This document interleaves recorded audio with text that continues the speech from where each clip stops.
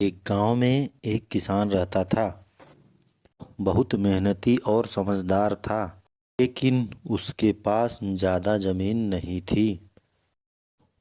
एक दिन उसने सोचा, अगर मेरे पास ज्यादा जमीन होती तो मैं और भी अच्छा किसान बन सकता। तभी एक जादूगर उसके पास आया और बोला, मैं तुम्हारी इच्छा पूरी कर सकता हूँ। क्या तुम सचमुच ज्यादा जमीन चाहते हो? किसान ने जवाब दिया, हाँ, मैं चाहता हूँ कि मेरी जमीन दोगुनी हो जाए।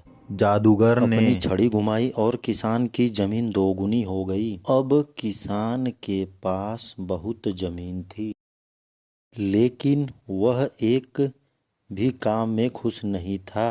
रोज उसे खेतों में काम करने का समय नहीं मिलता था और उसकी जिंदगी बहुत ही व्यस्त हो गई।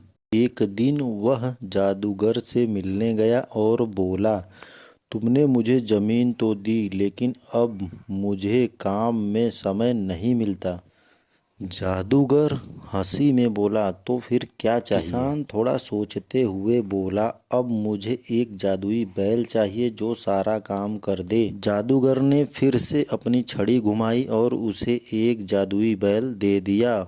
वह बैल सच में बहुत मेहनती था और सारा काम करने लगा। अब किसान के पास सारी जमीन भी थी और सारा काम भी हो रहा था, लेकिन फिर भी वह खुश नहीं था।